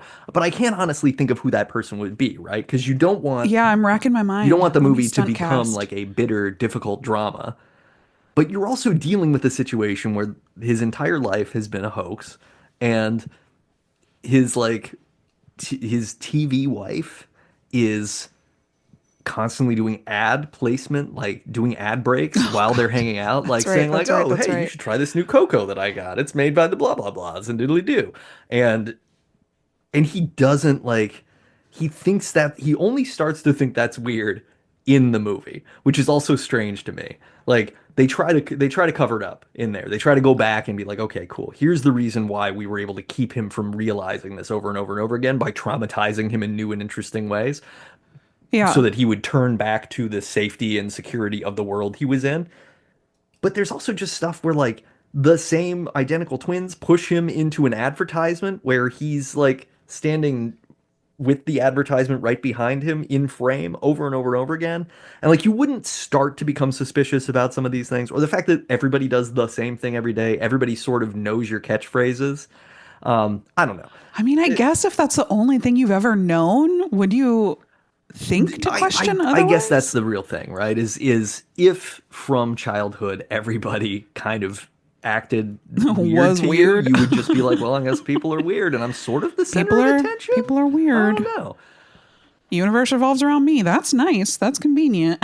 But yeah, like his obsession with traveling. He wants to go to Fiji in the movie because Okay. his so when he's in high school, he makes googly eyes with a young woman who is across the room, but she is not the Cute. actress who is supposed to be his love interest. And so Right. Laura Linney gets thrown into the frame and distracts and everything, and the extra gets whisked off. But the extra gets another part when they do the school dance or whatever, and he makes eyes with her again, and then they sneak off a few days later and they go run on the beach and they're having a romantic time and they share a kiss and everything. And because he's Cute. genuinely actually interested in this woman, not the woman who's being Right, forced yeah. upon him.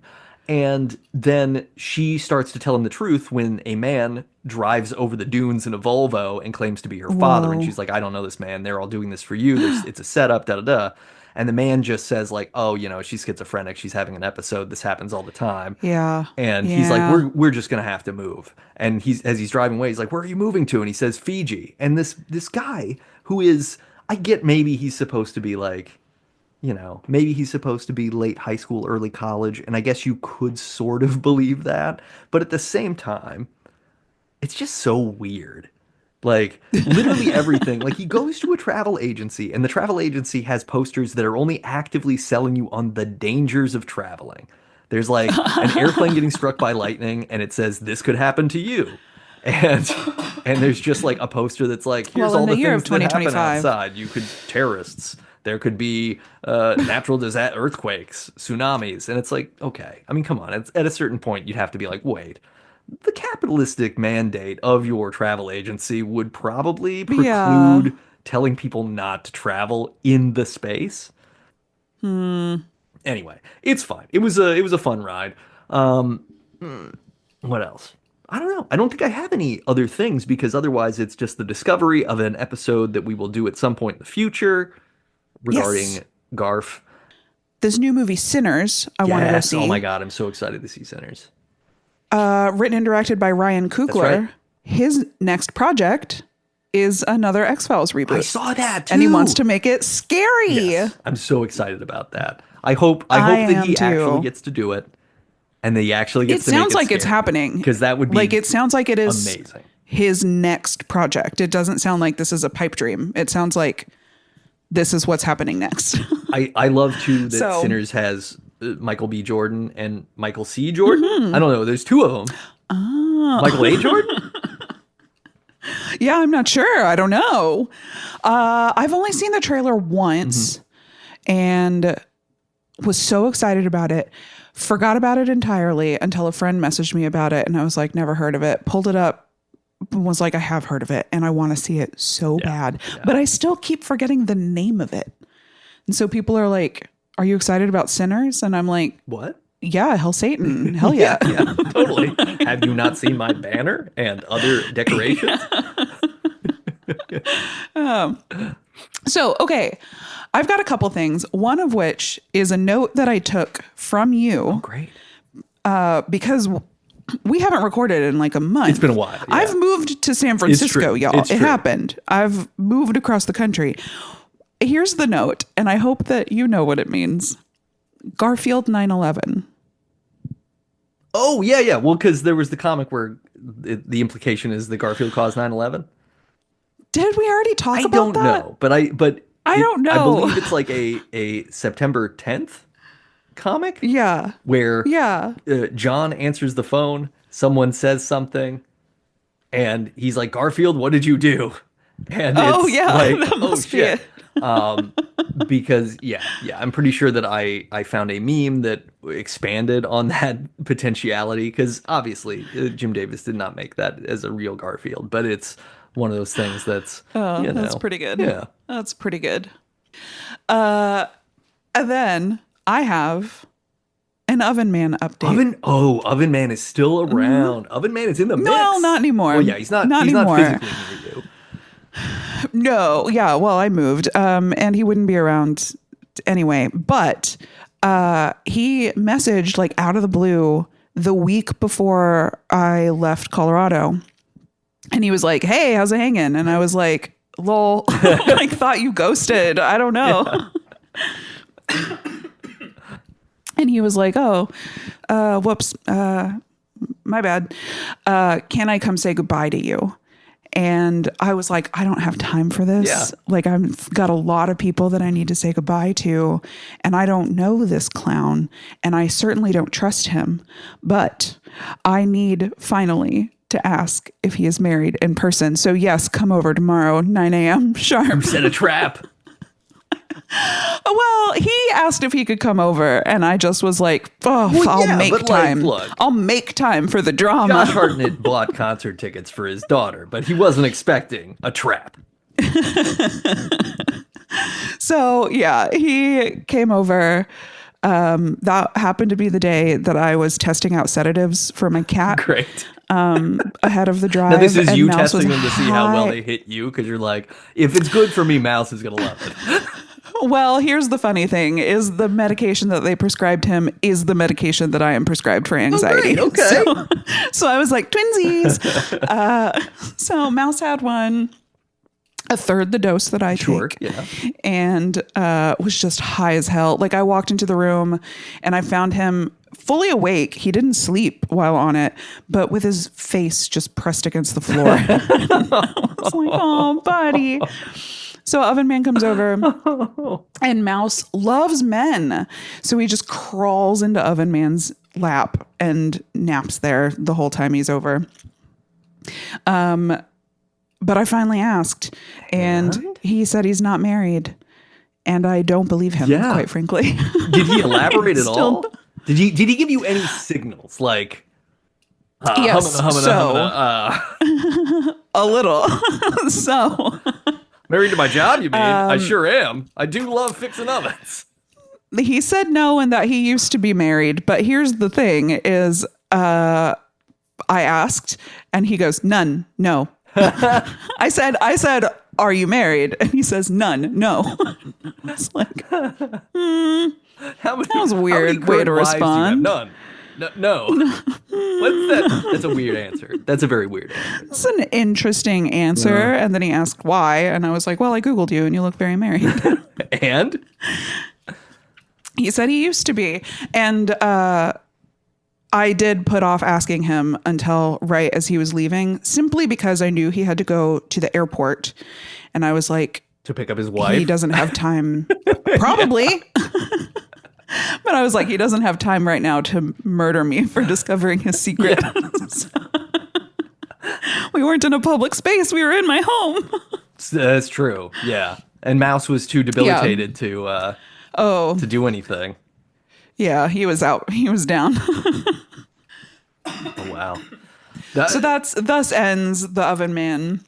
The Oven Man saga has come to a Tale. close. Thank you for closing the loop on that, honestly. Yeah, because, I'm glad. Yeah. I'm so glad that he called, even though I don't believe him and I still think he's Sure. married. So glad. So glad I finally got to ask at least. Yeah, it would have been cool if he was like, yeah, so here's the thing. We got divorced, but because we have a lot of business stuff together, we sort of leave it together, whatever. Right. Like, there would have been ways to walk out something believable, potentially. Right, but nothing. But to get oh, none, boy. no. And then it's like, get none, used to no. be? Yeah. Okay. So wait, is All right. it that you had none, or that you had one and now you no longer have one? Or is it that you had 7 or 8 and some of them are in this building now? Yeah, what is the situation here? And I'll never know. I tried to believe him for a couple hours and then wasn't able to. So I think that was right. So what can you do?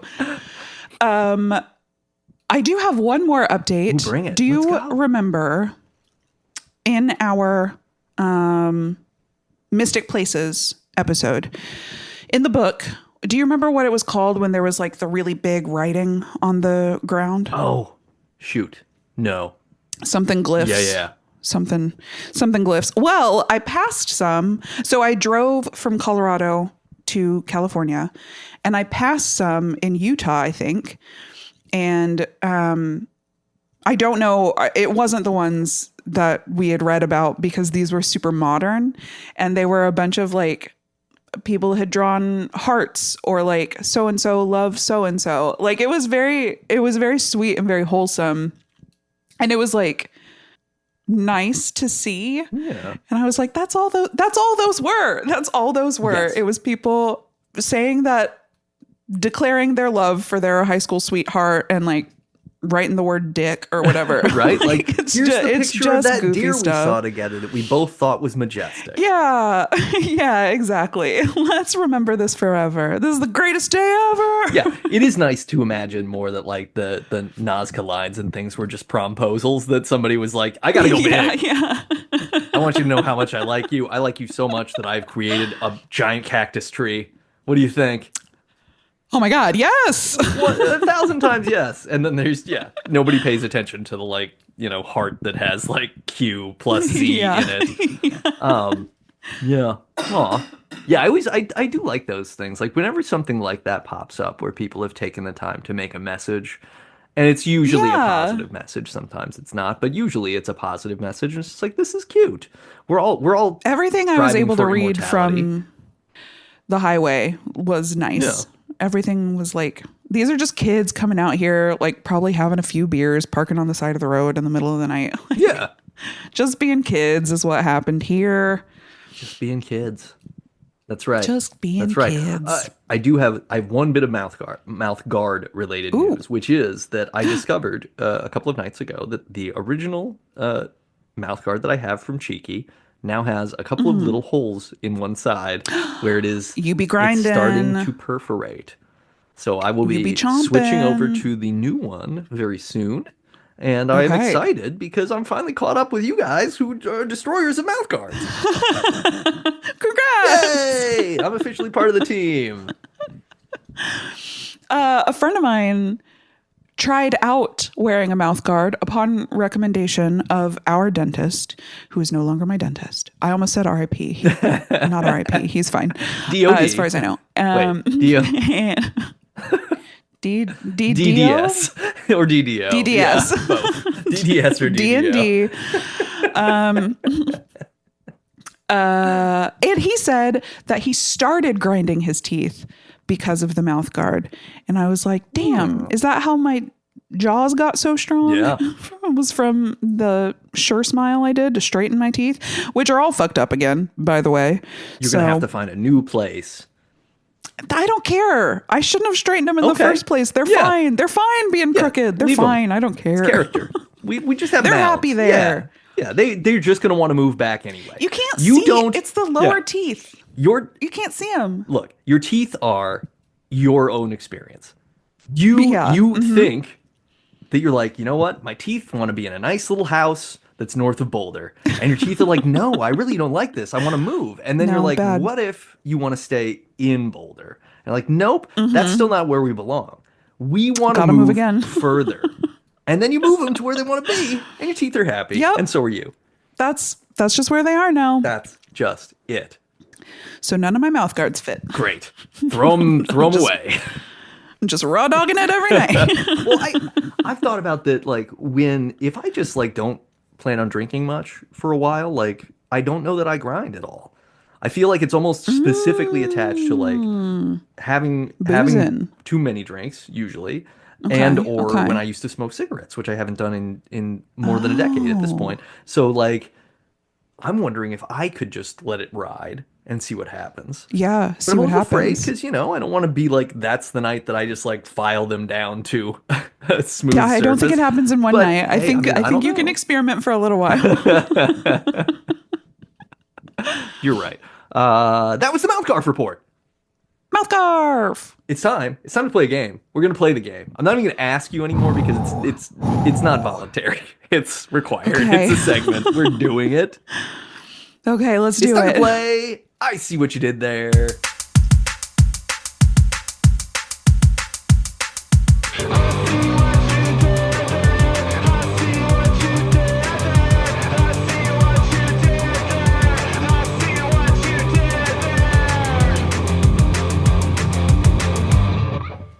Ooh. This one, yay! Without Chelsea's woohoo. Also, it's real quiet.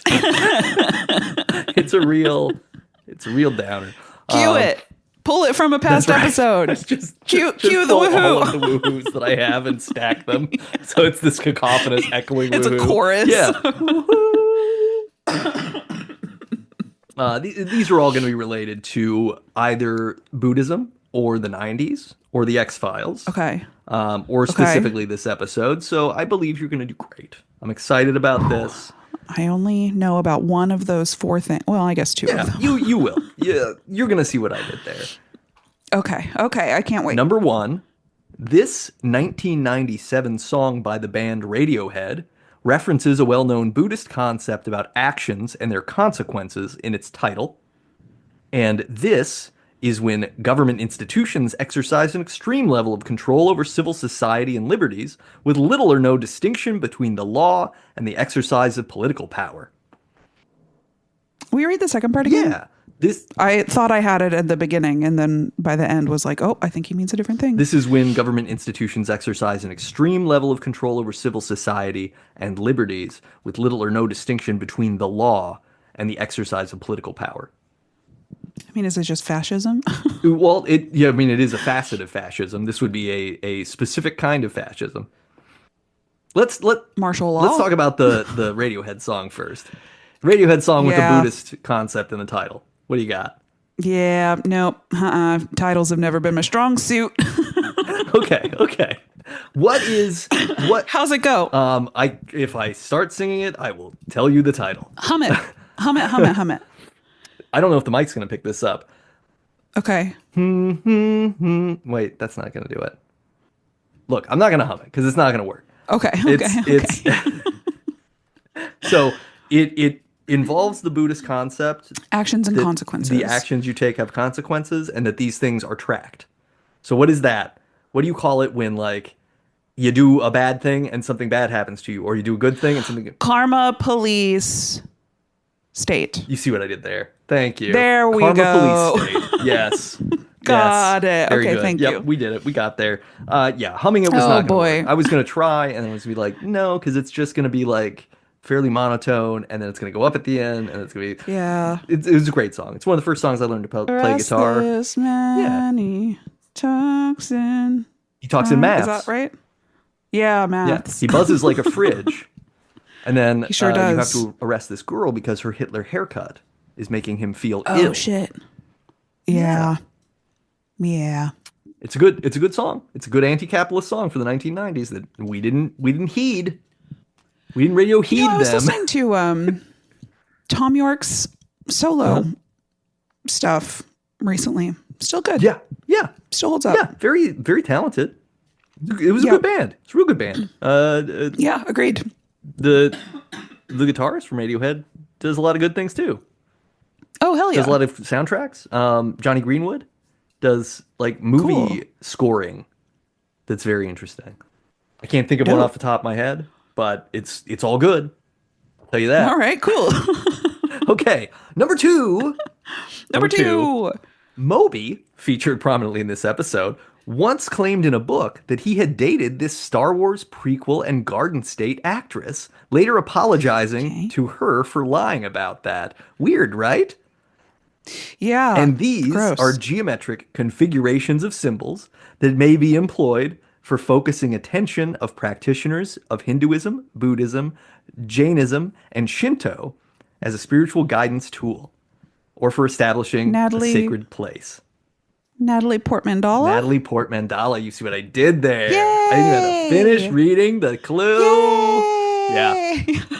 that is a wild, never forget pop culture moment that like Moby's like, yeah, I totally dated Natalie Portman. And then she was like, no, you didn't. Why did you say did that? And no he's such like, you're thing. right, we didn't date. I kind of was a creep around you and you were younger This than is me. so easily verifiable. What? I mean, literally, like, she's alive also, and you're publishing this information. Exactly. If you're gonna do this, Like, like, the circumstances Did you need to be think this different. wasn't gonna make it back to Yeah, her? Like, what did you think? What was your end game Yeah, here? your girlfriend in Canada can't say you're wrong because she doesn't exist. This is a different Exactly. situation. She exists. Natalie Portman exists. Yeah, seriously, like Natalie Portman exists. So don't try to pull that shit. Yeah, Like, come on. come on. Come on. It's just Think about just your such a weird actions. thing. Such an odd. I mean, it's a good whatever. It's like a good Moby song from Play from that era where it's just like, yeah, this is what he does. It's like kind of ambient sound, and then he talks a little Yeah. bit, and that was the whole vibe, and we were all enthralled by it. Speaking as a person who was an adult when the song came out, where you were like, I don't know what a Moby is. Why would I? I'm but a child. No. Huh. Sorry, here's what just happened in my noggin. So isn't Moby Dick like a big part of Dana Scully's life? Yes, absolutely. Yeah. Like her dad read it to her. She named her dog after a character. Oh, that's funny. Yeah. Starbuck is the dog's name, right? No, I think it was Pequod. Oh, it's Pequod. That's right. Nobody gets named Starbuck in the thing, even though that's because Starbucks in Battlestar Galactica. Battlestar Galactica. And also Yeah. the coffee chain that we've all heard of. Right, of course. Yeah. Possessive. But yeah, that is interesting, isn't it? And Moby Yeah. being a dick in this particular instance, not generally. I wouldn't speak to that. It But all comes Moby together. being a dick by saying that he dated Natalie Portman when he didn't, Right. connecting some dots. Wow. Yeah. These are synchronicities. This is just what that episode was all about. the things. All the things. It's all the things. Okay, speaking of things, number 3. Great. Great segue. I loved it. It was right there. How could I pass it up? In Gillian Anderson's second and only other directing credit for The Departure, she plays Blanche Dubois in a prequel to this popular stage play. And this is the only EU nation that's also part of the British Isles. Streetcar Named Desire. You see what I did there? Very good. Yay! Hell yeah. Hell yeah. For the listener, I did grow silent and just stare out the window for a But moment. it wasn't that long. It was like it. You won't wasn't that notice. It's long, not really yeah. gonna get edited down. It was pretty good. Yeah. I love that. That's the other thing. Like she directed herself again in a thing where she was Yeah. playing Blanche Dubois pre going crazy. That's so interesting. Did you see if that's available I anywhere? could not find it. It was just on the IMDb. It's also a short film, so I bet there's a way. Those are always hard to there find. might be an internet truck that it could fall off of, but I did not. I did Yeah. not determine that truck's location. Okay. Interesting. Interesting. Yeah. Number four. This is the first name of the actress who played Samantha Jones on Sex and the City. And in Chinese medicine and martial arts, this is traditionally believed to be a vital force, part of all living entities, literally meaning vapor, air, or breath. When you put these together, it's going to sound like a fermented cabbage dish. Oh, it's kimchi. It is kimchi. That's right. You see what I did there? I'm glad you said it because meaning vapor, air, or breath. All I could think was Suspiria, Oh yeah. which I know is not a Chinese It is word, not. but I was like, I got locked on. But yeah, Kim Cattrall, actress who played Yes. Samantha Jones and was the mannequin in the original Mannequin, as well as being in tons of other things. And then Chi, spelled traditionally QI, Oh, and sometimes pronounced Key also. But look, I did a little wordplay here. yeah. No, you did the right thing. You did the right thing. Last one, number five. The famous lyric, quote, "A heart attack, you ought to know by now," is from Moving Out, parentheses, Anthony's song, by this pop piano legend. And these never forgetful animals are held in high regard in Buddhist culture, symbolizing qualities such as calm, wisdom, strength, and perceptiveness. See, you're doing the thing again where you're matching by spelling, not by sound. Billy Joel-Elephant? Yeah, Billy Joel-Elephant. You see what I did there? I do. You did it. That was great. It worked. Hooray! Everything came together. Hooray! Maybe the last one happened after I spent a good half an hour struggling to come up with a fifth and final one. Maybe. That's what Not it saying means that when that's it's actually what connected happened. like I'm just saying that. that might be what could have happened hypothetically. Got it. Got it. Sometimes maybe occasionally could potentially happen. And maybe they did. That was I See What You Noted. Did There. And now We did it! it's time to talk Debs. How many dibs? How many dibs? How many dibs? How many dibs? Oh. Yeah. Yeah. Mm-hmm. Yeah. Yeah. I was initially, I'll tell you, from the outset, I was going to give this like 4 Debs. Yeah. Because I was like, this is a good but different, uneven sort of episode. That was my immediate reaction after watching it last week. But as I've thought about the episode over the weekend, and as we've had this conversation, I'm bumping it to a 5 because it really is like, Nice.